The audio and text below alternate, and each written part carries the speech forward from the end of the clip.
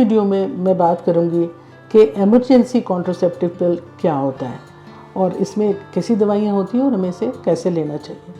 तो पहली तो बात ये कि जो लोग एक नॉर्मल शादीशुदा लाइफ लीड कर रहे हैं उनको तो जहाँ तक हो सके ये पिल अवॉइड ही करना चाहिए। फिर ऐसा भी होता है कि कई एक बार एक पैनिक रिएक्शन में, चाहे हम अपने साइकिल के कोई भी डे में हो सकता है पीरियड हमारा बस 3-4 दिन दूर हो, फिर भी एक अनप्रोटेक्टेड एक्ट के बाद हम घबरा जाते हैं और ऐसी पिल ले लेते हैं। इसकी ज़रूरत नहीं होती। सबसे पहले जब ऐसा कोई एक्ट हो जाए तो आप ये देख लीजिए कि आप अपने साइकिल में कहाँ पर हैं, या फिर ऐसे लोग जिनके पीरियड बहुत इरेगुलर है वो फिर इसका इस्तेमाल कर सकते हैं। तो इसको ये बहुत हाई डोसेज, जो हमारे नॉर्मल OCPs होते हैं उसके बहुत हाई डोसेज में ये पिल आता है जो इमरजेंसी पिल होता है। और ये हमें एक अनप्रोटेक्टेड एक्ट के 12 घंटे के अंदर प्रेफरेबली लेना चाहिए।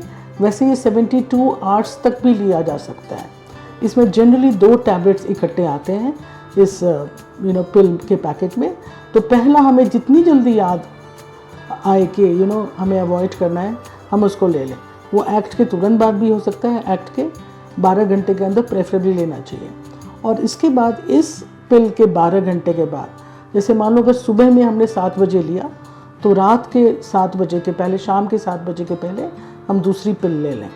ये करने से फिर क्या होता है कि हार्मोन लेवल हमारे ऐसे हो जाते हैं कि प्रेगनेंसी नहीं आती है। लेकिन फिर इसके साइड इफ़ेक्ट होते हैं क्योंकि ये बहुत हाई डोसेज में है। जनरली पहली चीज़ जो आप फील करते हैं वो बहुत ज़्यादा नौशिया।